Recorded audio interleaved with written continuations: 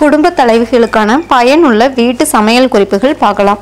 புடவையில் வச்சு தைக்கிற சின்ன கலர் ஜமிக்கிய ரப்பர் பந்தில் குண்டூசியால் வச்சு பந்து முழுவதும் குத்திட்டு அதை டேபிள் மேலே பேப்பர் வெயிட்டாக வைக்கலாம். இல்லைனா கண்ணாடி அலமாரியிலும் வைக்கலாம். பார்க்குறதுக்கு ரொம்பவுமே அழகாக இருக்கும்.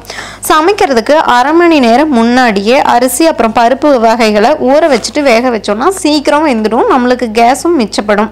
நகைகளில் இருக்கிற அழுக்கு எடுக்கிறதுக்கு ஒரு தேக்கரண்டி உப்பை நீரில் கலந்து அதில் நகைகளை போட்டு கொஞ்ச நேரம் ஊற விடணும். அதுக்கப்புறமா மென்மையான ப்ரஷ் வச்சு தேய்ச்சோம்னா நகைகளில் இருக்கிற அழுக்குகள் போயிடும். ஊறுகாய் செய்யும்போது உப்பு லேசாக வறுத்து போட்டோம்னா ஊறுகாயின் மேலே வெண்மை நிறம் படியாது. எப்பவுமே எவர் சில்வர் பாத்திரத்தில் இருக்கிற கரையை போக்குறதுக்கு கரை இருக்கிற இடத்துல கொஞ்சம் புளியை வச்சு தேய்ச்சி கழுவணும் அப்படின்னு சொன்னால் கரை சீக்கிரமாக போயிடும். முகம் பார்க்குற கண்ணாடியை பழைய நியூஸ் பேப்பர் வச்சு தொடச்சோன்னா கண்ணாடி பளிச்சுன்னு ஆகிடும்.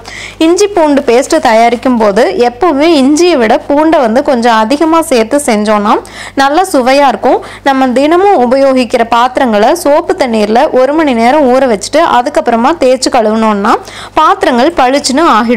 சேப்பக்கிழங்க வேக வச்சு ஃப்ரிட்ஜில் அரை மணி நேரம் வச்சு தோல் உரிச்சு வெட்டினோன்னா வலுவலுன்னு இருக்காது. பூரிக்கு மாவு பிசையும் போது மிதமான வெந்நீரோட கொஞ்சம் பாலும் சேர்த்து பிசைஞ்சோன்னா பூரி நல்லா மிருதுவாகவும் உப்பியும் வரும். மேலும் தகவல்களுக்கு சேனலை சப்ஸ்கிரைப் பண்ணுங்க. தேங்க்யூ.